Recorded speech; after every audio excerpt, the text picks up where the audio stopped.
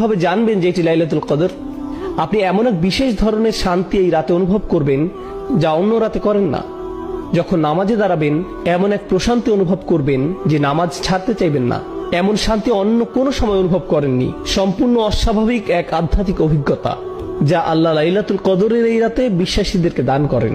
তারপর এটা সেই রাত কিনা তা বোঝার কিছু উপায় তুলে ধরছি। আবারও বলছি, এখানে ভৌগোলিক সীমাবদ্ধতার কথাটা মাথায় রাখতে হবে।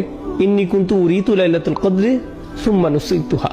এই হাদিসে রাসূল সাল্লাল্লাহু আলাইহি ওয়াসাল্লাম বলেন, আমাকে লাইলাতুল কদর দেখানো হয়েছিল, পরে আবার আমাকে ভুলিয়ে দেওয়া হয়। ওয়াহিয়া ফিল আশরিল আওয়াখির, এর অবস্থান শেষ 10 রাতে। ওয়াহিয়া তালকাতু বালজাতুলা হাররা ওয়ালা বারিদা, বেশি গরম বা বেশি ঠান্ডা না।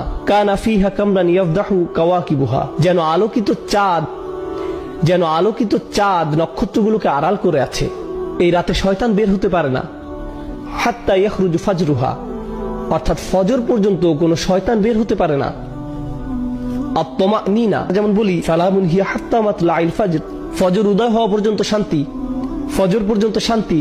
এর অর্থ হলো মানুষ এই রাতে অস্বাভাবিক শান্তি অনুভব করে। তারাবিতে যোগ দিলে দেখবেন এই রাতে কেউ বিরক্ত হয় না, কেউ হাত পা নেড়ে কোনো বিরক্তি প্রকাশ করে না, বাচ্চারাও দুষ্টামি করছে না।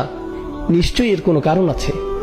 এরপর তিনি বলেন, লাইলাতুল কদর লাইলাতুন তালকা লা হাররা লা বারিদা তুসবিহু শামসু ইয়াওমাহা হামরা দাঈফা।